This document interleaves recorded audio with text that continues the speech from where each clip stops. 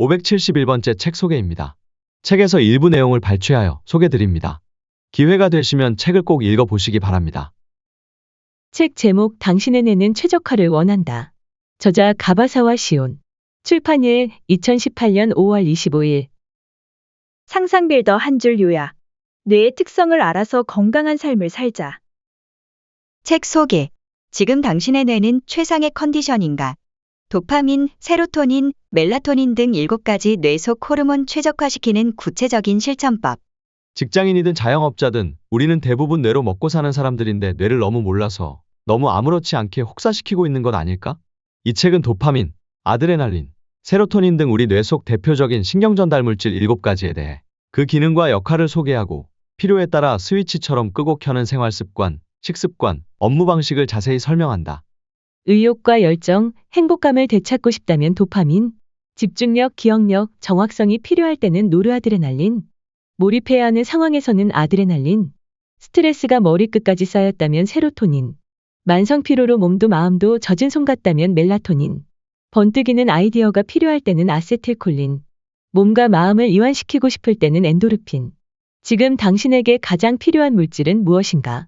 이 책은 독자의 상황에 맞게 7가지 뇌 속 호르몬들을 최적화시키는 구체적인 실천법을 제안한다. 저자 소개. 저자 가바사와 시온, 정신과 의사. 정신과 의사이자 작가. 1965년 일본 홋카이도 삿포로에서 태어났다. 1991년 삿포로 의과대학교 졸업 후 2004년부터 세계적 명성의 미국 일리노이 대학교에서 3년간의 유학 생활을 했다. 2007년 귀국 후에는 가바사와 심리학 연구소를 설립했다. 페이스북, 메일 매거진, 유튜브 등 40만 명 규모의 인터넷 미디어에서 정신의학과 심리학 지식을 일반인에게 쉽게 전달하는 일에 매진하고 있다. 매일 갱신되는 유튜브 정신과의 가바사와 시온의 가바 채널은 400만 회 이상의 재생 횟수를 자랑하는 인기 채널이다. 업무방식 공부 모임인 가바사와 학원 정신과의의 업무방식 회원수 600명을 열어 더 즐겁고 효율적으로 일할 수 있는 방법을 알리고 있다. 외우지 않는 기억술, 나는 한 번 읽은 책은 절대 잊어버리지 않는다 등 다수의 베스트셀러를 출간했다. 책에서 얻은 내용. 몸 때문이 아니라 뇌 때문이다. 같은 일을 더 쉽게 해내는 뇌 vs. 더 어렵게 만드는 뇌. 어떻게 하면 업무를 할 때 의욕과 집중력을 높일 수 있나요? 나는 종종 이런 질문을 받는다. 일할 때 동기부여와 집중력은 대단히 중요한 요소다. 직장인뿐만 아니다. 자영업자든 프리랜서든 일을 하는 많은 사람들이 의욕적으로 열심히 일하고 싶다. 집중력을 높여서 오늘 안에 이 일을 다 해치우고 싶다 하고 바란다. 실제로 시중에 나온 비즈니스 서적들은 상당수가 이러한 주제를 다룬다. 하지만 그런 책들 중에는 저자의 개인적인 경험담만 늘어놓거나 객관적인 근거나 따라 해볼 만한 구체적인 방법이 명확하지 않은 책이 적지 않다. 심지어 마음가짐만 바꾸면 된다고 주장하는 책도 있는데 솔직히 그런 이야기가 정말 효과가 있는지 의심스럽다. 최근 뇌과학 분야가 눈부시게 발전함에 따라 뇌의 여러 기능이 상당히 구체적으로 밝혀지고 있다. 가령 의욕, 집중력, 학습 능력, 기억력, 상상력, 업무 효율 등이 그러한 예다.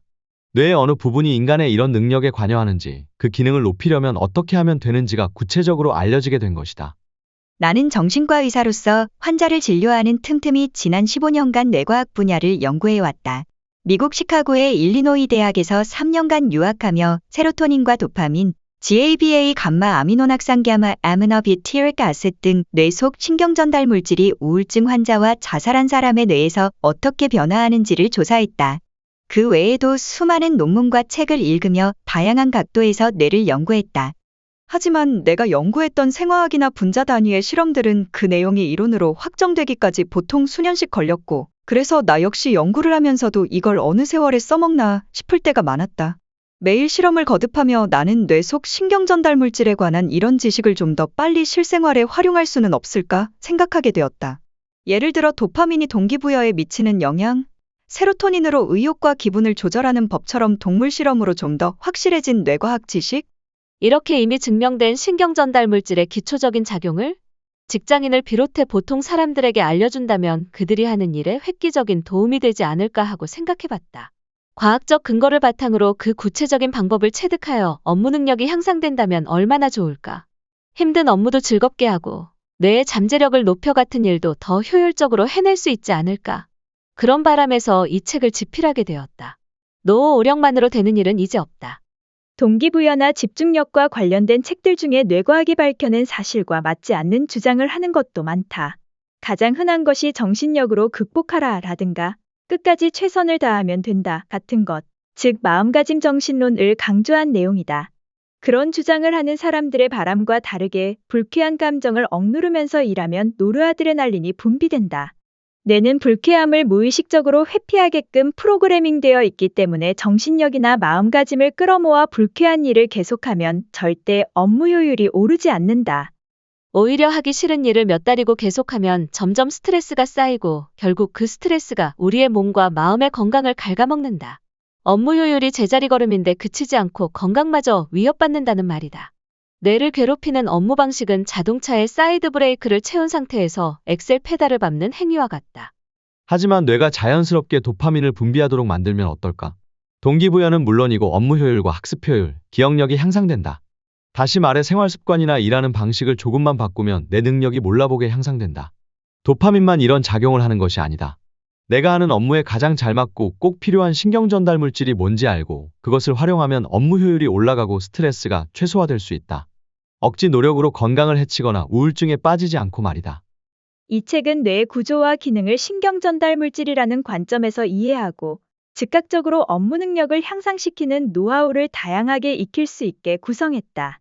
실제로 뇌의 작용은 무척 복잡하지만 이 책에서는 최대한 이해하기 쉽게 단순화했다. 우리가 일상생활에서 접하는 구체적인 사례를 들었고 전문 용어는 가급적 적게 썼으며 그림과 도표로 독자의 이해를 도왔다. 그렇기 때문에 전문가가 볼 때는 이야기를 지나치게 단순화시켜 설명이 불충분하다고 느낄 수도 있다. 이 책을 읽고 나서 뇌 속 신경 전달 물질이나 뇌과학에 흥미를 느꼈다면 맨 마지막 참고 문헌에 나오는 학술서나 전문 서적을 읽고 좀 더 깊이 있는 지식을 쌓길 바란다. 부디 이 책을 끝까지 읽고 뇌 기능을 120% 발휘하는 방법을 배워 독자 여러분의 일과 일생을 획기적으로 바꿔보길 바란다. 인생을 바꿔줄 7가지 기적의 물질. 감정 기억 역량은 신경 전달 물질로 만들어진다. 인간의 뇌에는 수백억 개의 신경세포가 존재하고 그것들은 서로 복잡한 네트워크를 형성한다.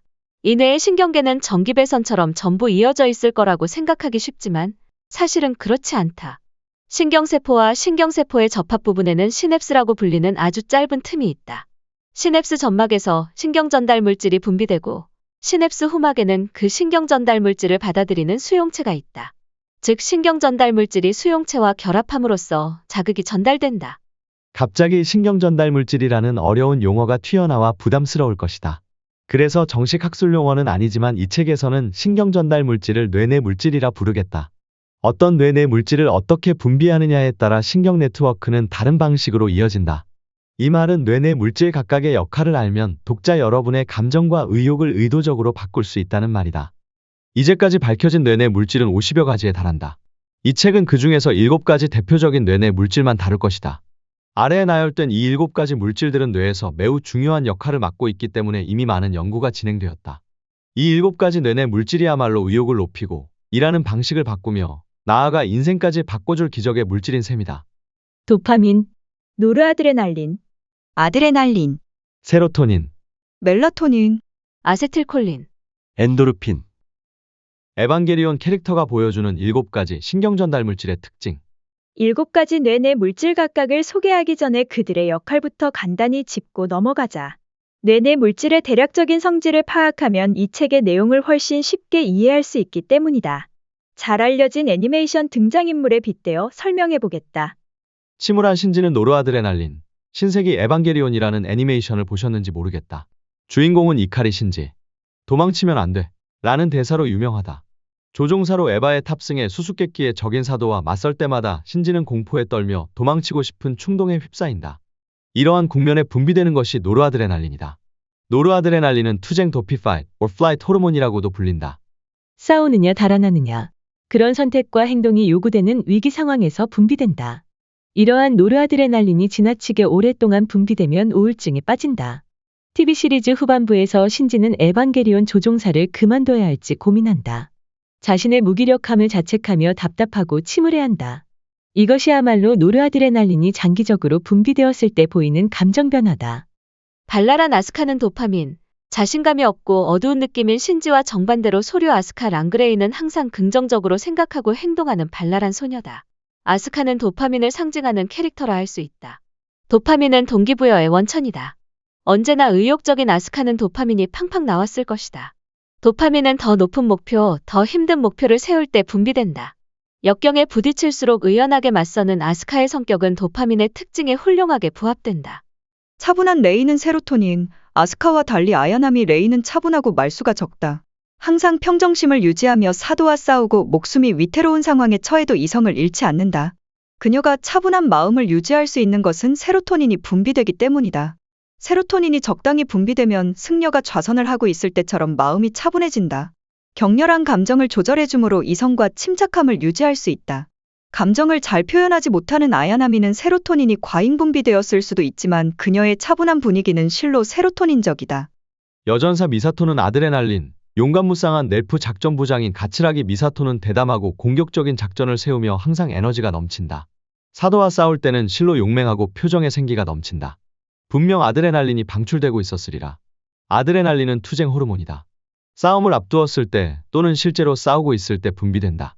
신지나 레이가 탑승한 에반게리온을 지휘하고 작전을 총괄하는 여전사 미사토의 모습은 아드레날린의 이미지와 딱 들어맞는다.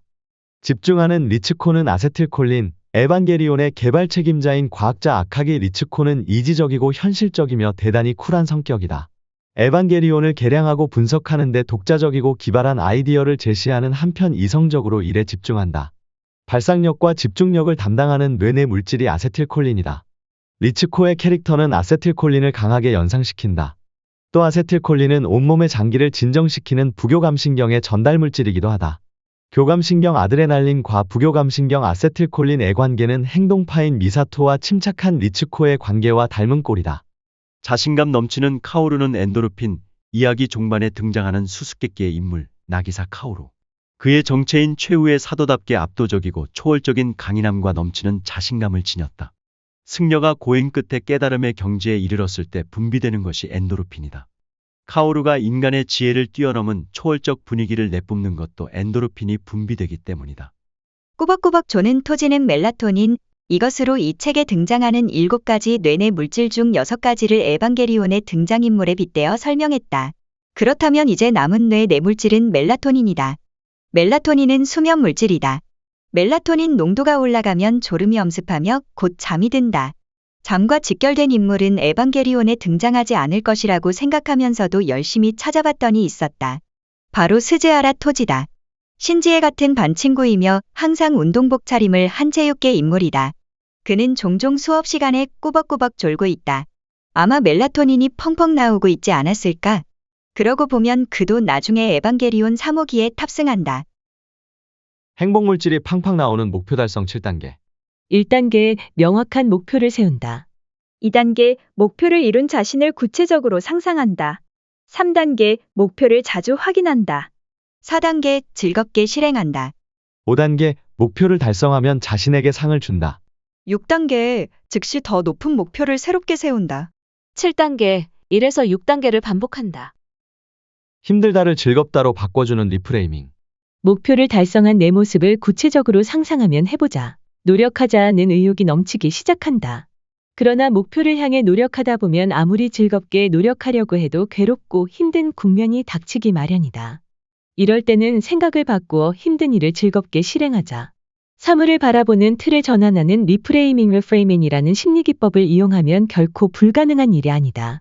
같은 일도 사람에 따라 견해나 느낌이 다르기 때문에 어느 각도에서 보면 장점인 일이 다른 각도에서 보면 단점이 될 수 있다. 시험 시간이 15분 남았다고 치자. 이제 15분밖에 안 남았네 라고.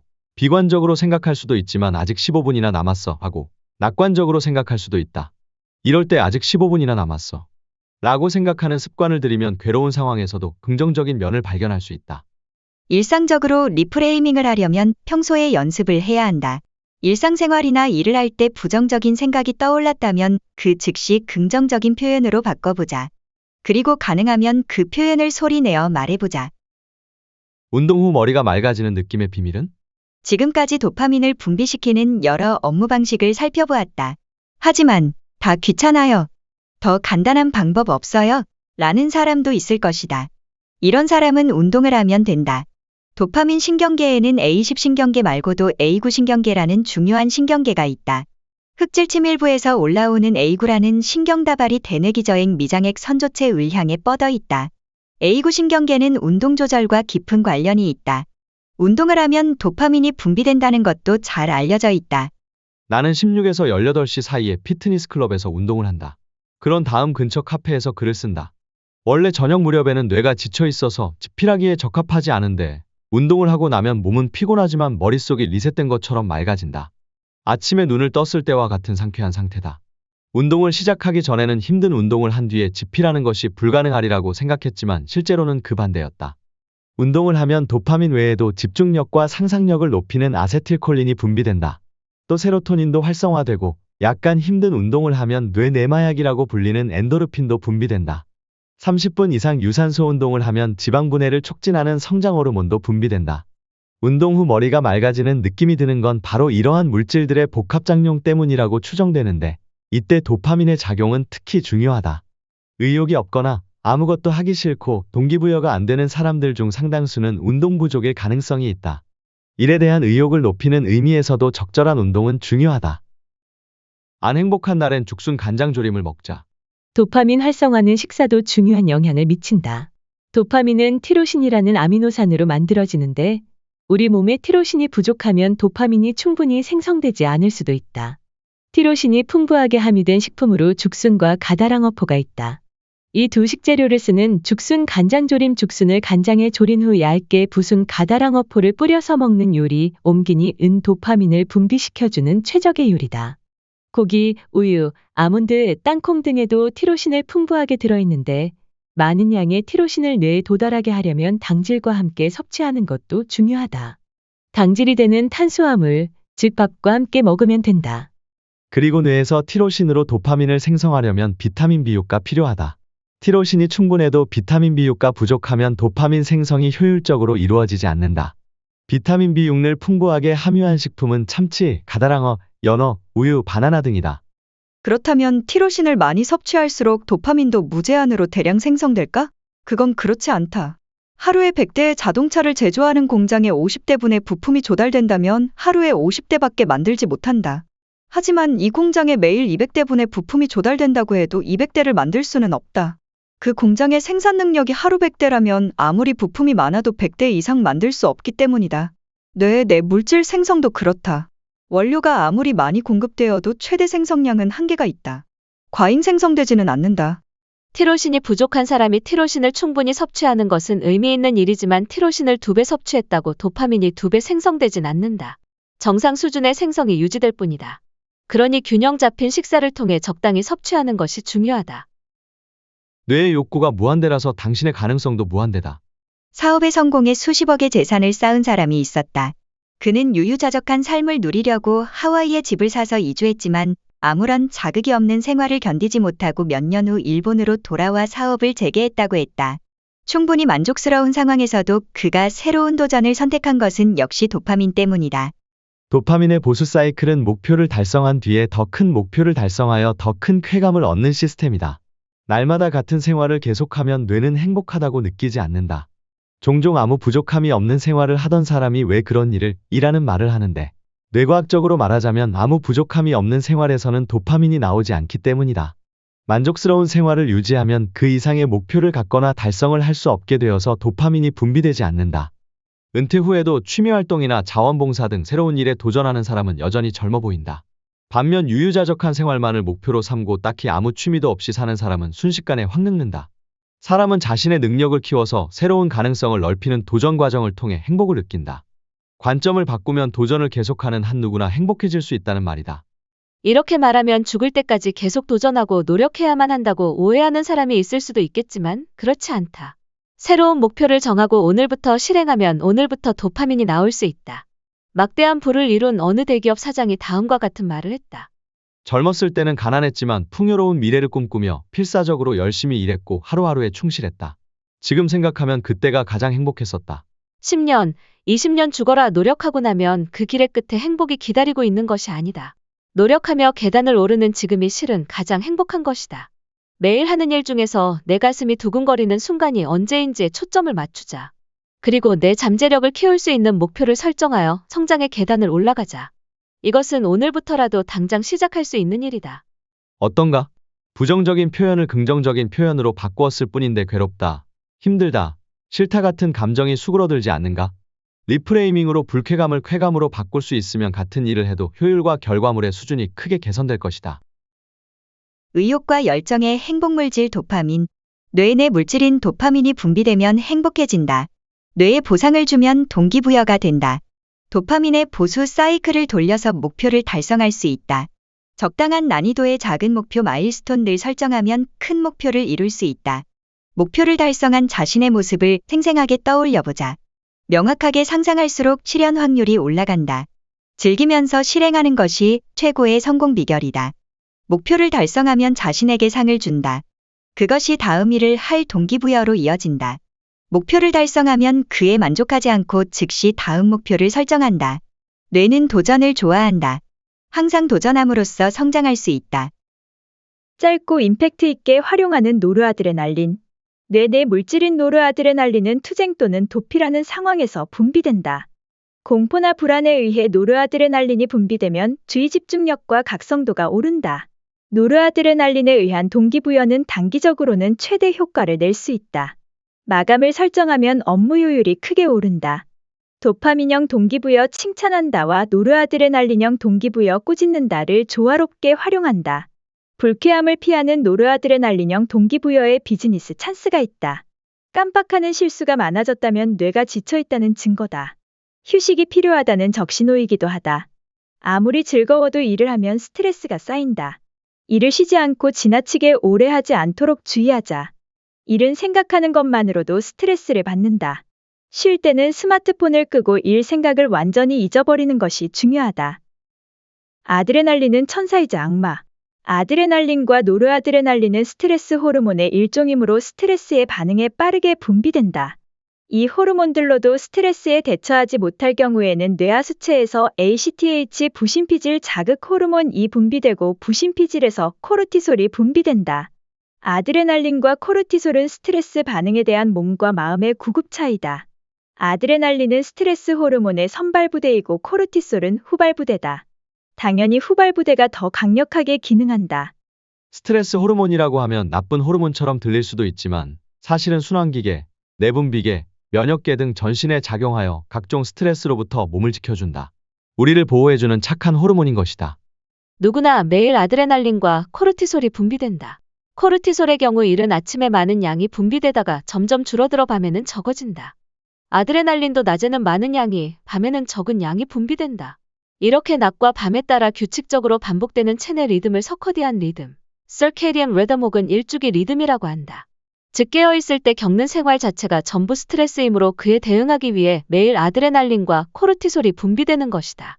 아드레날린과 코르티솔 분비는 생리적인 반응이므로 전혀 문제될 게 없다. 아드레날린 스위치를 끄는 7가지 습관. 아드레날린 스위치를 끄고 재충전하는 시간을 가져야 한다. 그래야 부교감신경이 우위로 전환되어 깊은 잠을 잘 수 있다.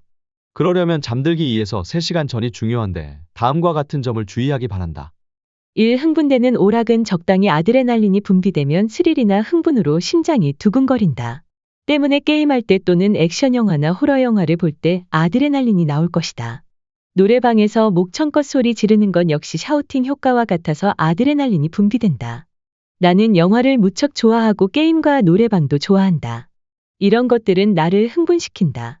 하지만 쉬며 특히 자기 전에 즐기기에는 적절하지 않다고 생각한다. 이 목욕이나 샤워는 40도를 넘지 않는 물에서 일을 마치고 집에 돌아와 욕조에 몸을 담그거나 샤워를 하며 휴식을 취하는 사람이 많다. 이때 물 온도에 따라 교감신경이 자극받기도 하고 부교감신경이 자극받기도 한다.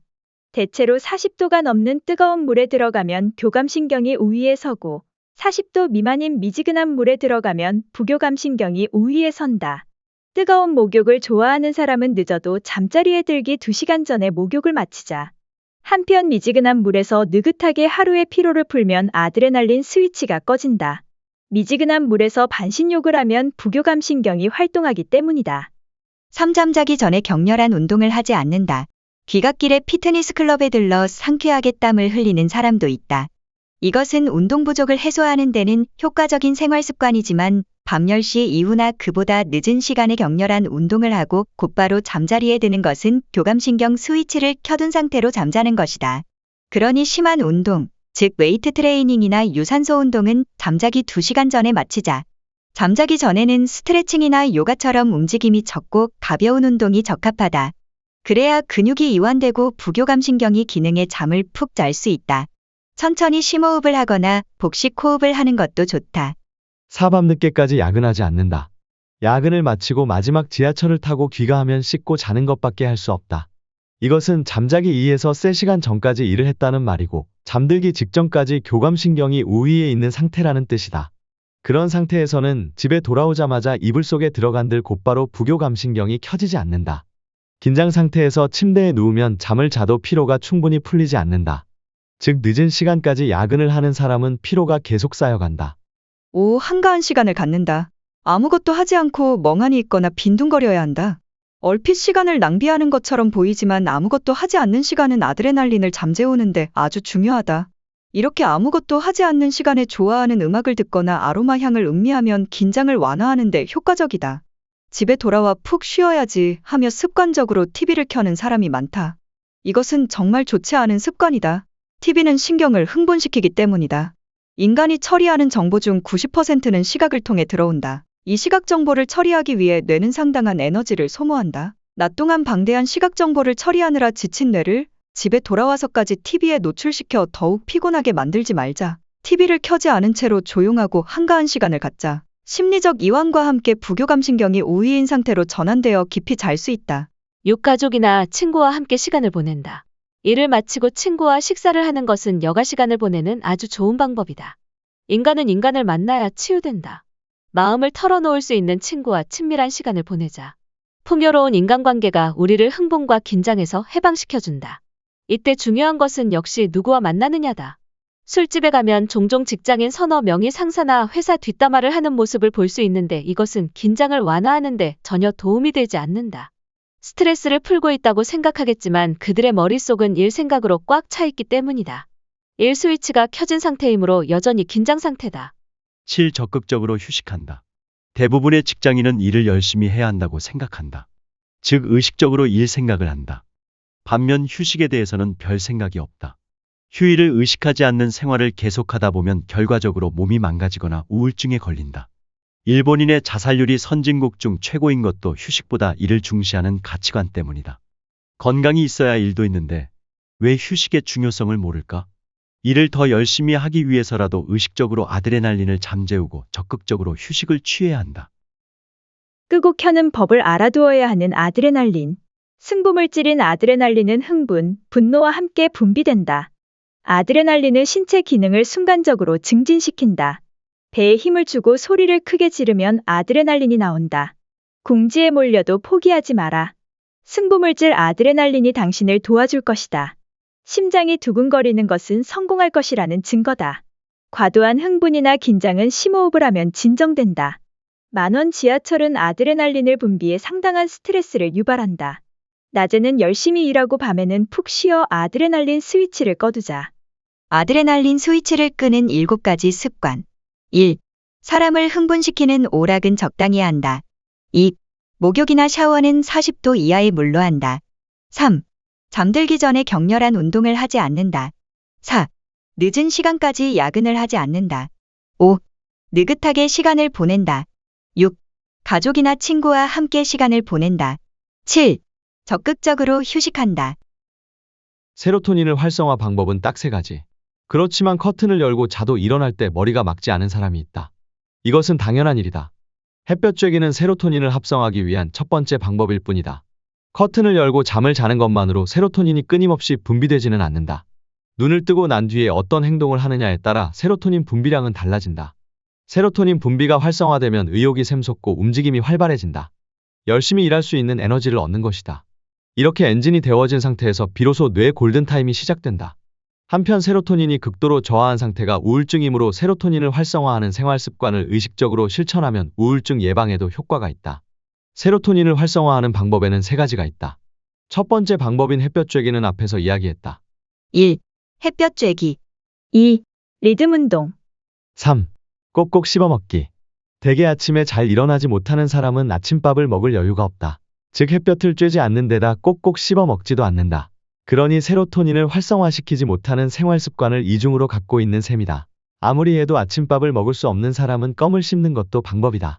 메이저리그의 야구 선수들도 긴장을 풀기 위해 시합 중에 껌을 씹는다.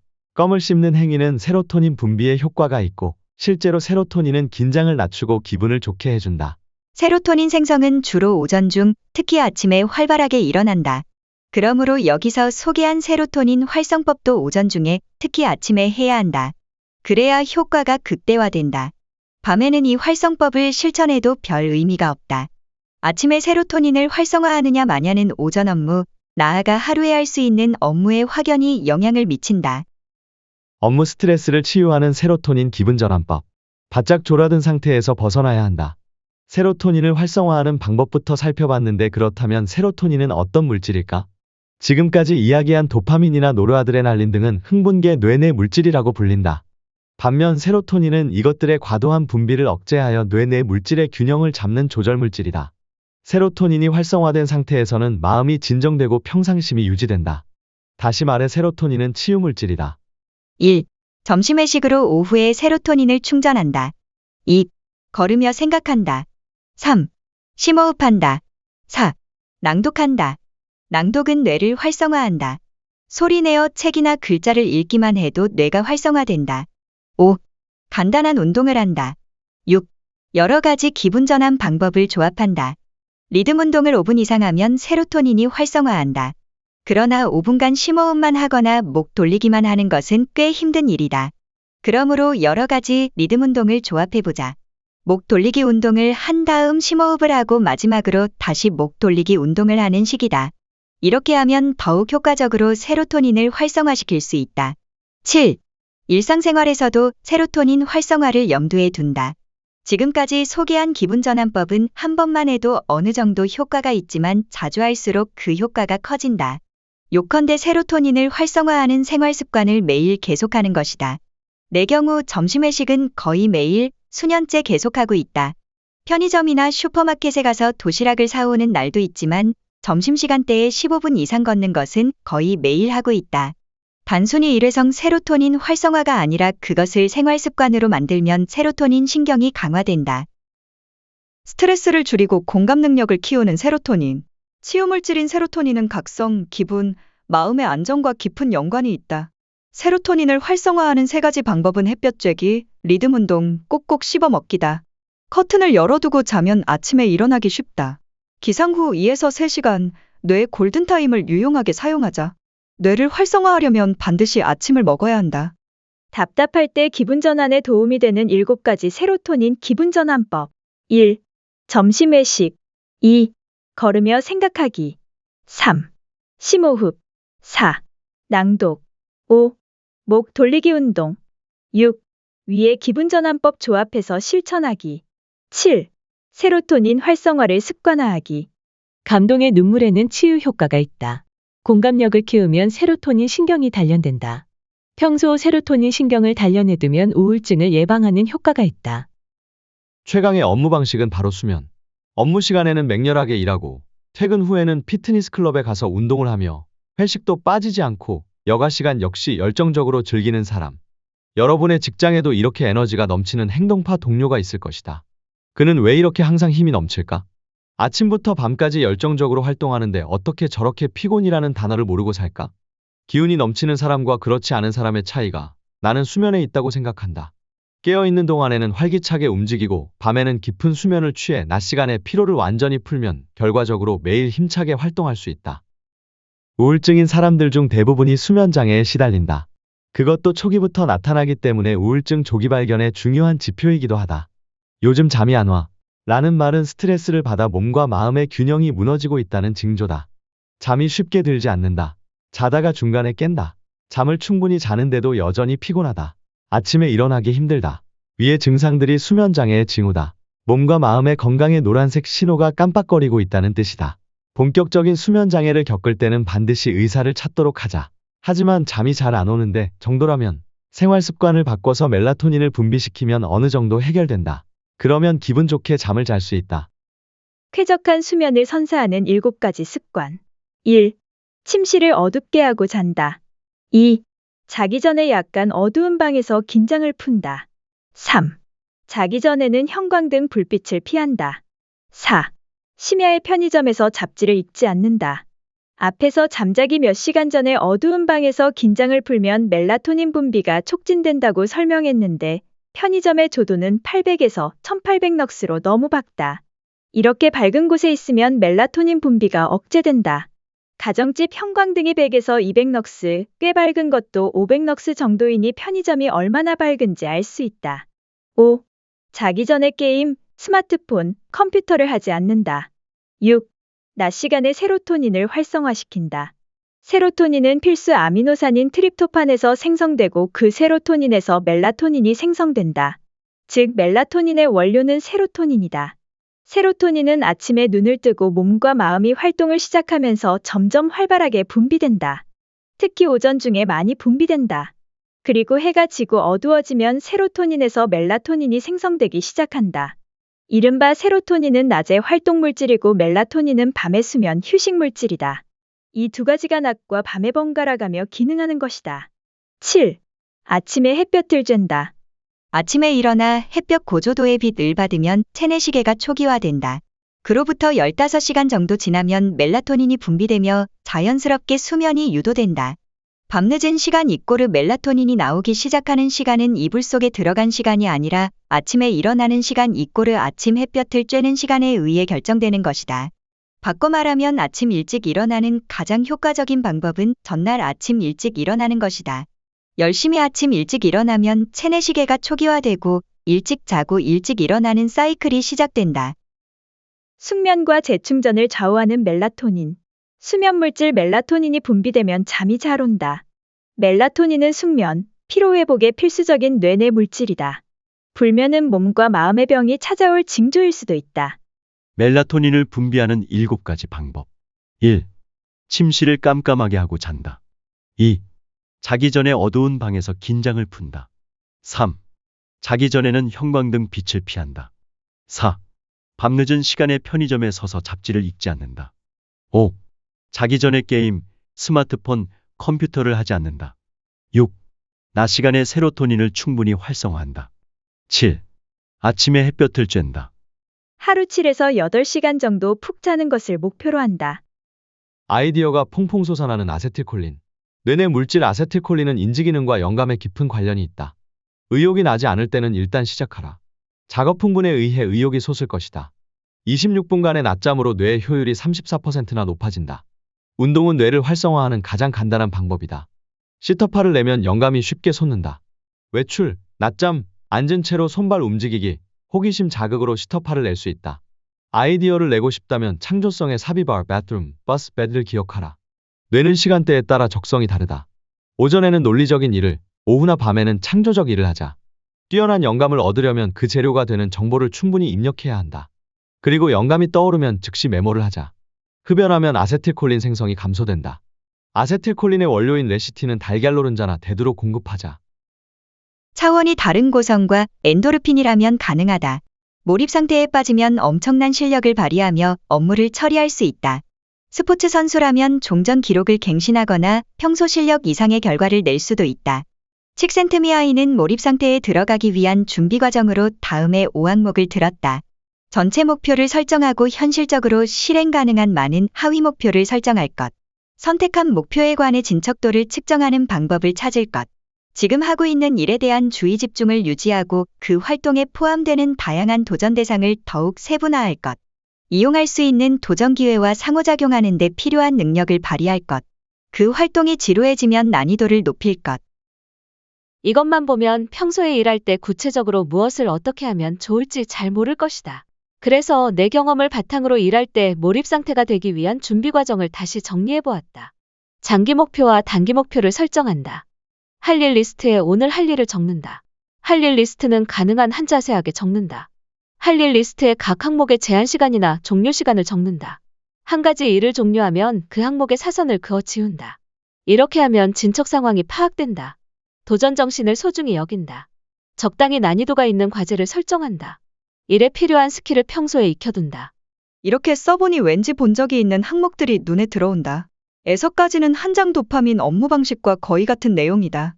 도파민이 분비될 때 엔도르핀이 나오기 쉬운 것을 생각하면 당연한 일이다. 그렇다면 이미 설명한 도파민 업무 방식과 엔도르핀을 활용한 몰입 상태가 되기 위한 준비 과정은 무엇이 다를까? 칙센트미아이는 몰입 상태가 되기 쉬운 사람들의 예로 장인, 요리사, 컨베이어 시스템에서 일하는 공장 직원을 들었다. 이 직업의 공통점은 뭘까? 자기가 하는 일의 절차를 완전히 파악하고 있다는 것이다. 다음에 무엇을 할까? 그 다음에 할 일은 일하는 것을 일일이 생각하지 않는다. 이것이 끝나면 다음은 저것이라는 흐름이 상세한 공정표처럼 정해져 있다. 또는 무의식 중에 몸으로 전부 기억하고 있는 사람들이다. 실은 다음에 무엇을 할까라는 의문이 가장 집중력을 떨어뜨린다. 뇌의 집중력이 높아지고 작업 효율이 올라간 상태에서 다음에 무엇을 할까? 라는 생각이 떠오르면 집중력이 흐트러진다. 집중력이 초기화되는 것이다. 그러므로 다음에 무엇을 할지 일일이 생각하지 않고 물 흐르듯 작업에 몰입할 수 있도록 자신이 해야 할 일을 할 일 리스트에 적어두자. 이것은 사무직 직장인이 몰입 상태에 들어가기 위한 필수 조건이다. 고마워하는 마음이 당신을 더 높은 곳으로 이끈다. 감사는 최고의 성공 법칙. 편하게 사는 사람은 많은 일에 감사한다. 불쾌한 일에도 감사한다. 물론 좋았던 일에도 감사한다. 이것은 일본의 사업가 사이토 히토리가 한 말이다. 감사의 중요성을 단적으로 표현한 명언이다. 나도 감사의 중요성을 실감하며 항상 감사하는 마음을 잊지 않으려 노력한다. 그런데 왜 감사하는 마음을 가지는 사람이 성공할까? 뇌과학적으로 말하자면 남에게 감사할 때 엔도르핀이 분비되기 때문이다. 누군가에게 감사를 전하거나 감사의 말을 들을 때 사람은 행복해진다. NIH 미국 국립보건원의 연구팀은 자원봉사 활동을 하는 사람의 뇌는 보상을 받았을 때의 뇌와 같은 활성 패턴을 보인다는 것을 핵 이미지 연구를 통해 밝혔다. 그러고 보면 봉사활동을 하는 사람은 그렇지 않은 사람에 비해 의욕이 넘치고 활동적이다. 봉사활동을 함으로써 성취감과 행복감도 강하게 느낀다. 또한 이들은 심장질환을 앓을 확률이 낮고 평균 수명이 길다. 그 이유는 봉사활동으로 엔도르핀이 분비되기 때문이라는 연구가 있다. 실제로 내 주위에도 봉사활동을 하는 사람들은 봉사활동은 정말 즐거워요. 남에게 고맙다는 말을 듣는 것이 이렇게 기쁜 건지 예전엔 몰랐어요. 라고 말한다. 또 감사를 받는 것은 칭찬받는 것과 마찬가지로 정신적인 보상이다. 그러므로 도파민도 함께 분비된다. 남에게 감사하고 감사를 받는 것, 누군가에게 도움이 되거나 사회에 공헌하는 것, 그런 순간에 보수계의 편도체가 자극을 받아 도파민이나 엔도르핀을 분비하도록 움직인다. 감사가 성공을 부른다는 것이 과학적으로도 증명된 셈이다. 엔도르핀은 초인적인 능력을 준다. 뇌 내 마약 엔도르핀이 분비되면 행복감과 황홀감이 든다. 엔도르핀은 알파파가 나와 치유되는 때와 긴장이 이완되었을 때 분비된다. 엔도르핀이 분비되면 집중력, 상상력, 기억력이 높아진다. 엔도르핀은 최상의 치유물질이다. 정신적 스트레스를 없애고 신체를 회복해 면역력을 키운다. 엔도르핀을 분비시키는 간단한 방법으로는 운동, 매운 음식 먹기, 기름진 음식 먹기, 초콜릿 먹기, 뜨거운 물로 목욕하기, 침 치료 등이 있다. 큰 목표는 작은 목표로 나누고 매일 해야 할 일을 할 일 리스트에 정리하자. 해야 할 일을 명확히 하면 몰입하기 쉬워진다. 남에게 감사하거나 감사의 말을 들으면 엔도르핀이 분비된다. 일을 부탁받으면 기꺼이 하는 버릇을 들이자. 마지못해서 하면 노르아드레날린이 나오고 기꺼이 하면 엔도르핀이나 도파민이 나온다. 실패에 감사하자. 그러면 실패가 배움으로 축적되어 의욕이 높아진다. 뇌를 최적화하면 찾아오는 놀라운 변화. 인간의 뇌 구조는 아주 복잡하고 난해하지만 단순히 생각하면 의외로 쉽게 이해할 수 있다. 인간의 행동을 크게 나누면 두 가지밖에 없다. 쾌감을 추구하거나 불쾌함을 회피하는 것. 쾌감 자극을 받으면 도파민과 엔도르핀이 나온다. 이것들은 기억력과 학습 능력, 상상력 등 뇌 기능을 크게 높여준다. 반대로 불쾌 자극을 받으면 노르아드레날린, 아드레날린이 분비된다. 이것들은 집중력, 순발력을 높여 초인적인 능력을 발휘하게 해준다. 다만 지나치게 오래 분비되면 스트레스 호르몬인 코르티솔을 높이고 면역력을 떨어뜨려 몸과 마음을 망쳐놓는다. 질병의 원인이 되기도 한다. 또 뇌내 물질을 적당량 분비시키려면 규칙적이고 건강한 생활 습관이 꼭 필요하다. 밤에는 멜라토닌으로 숙면을 취하고 오전에는 세로토닌을 활성화시킨다. 낮에는 아드레날린 덕분에 열정적으로 일하고 밤에는 아드레날린 스위치를 끄고 푹 쉰다. 이러한 건강한 생활 습관을 가지면 일도 열심히 하고 휴식도 충분히 해서 다음 날도 100% 열정적으로 보낼 수 있다. 인생은 높이 올라가는 게 아니라 깊이 들어가는 것이라고 누군가가 말했다. 뇌를 최적화한다는 것도 어쩌면 산꼭대기까지 한 걸음에 뛰어 올라가기보다는 주위 경치를 살피며 즐겁게 산행하는 과정과도 비슷하다. 조금만 다르게 보면, 조금만 더 애정을 갖고 보면 모든 것이 달라지기 때문이다.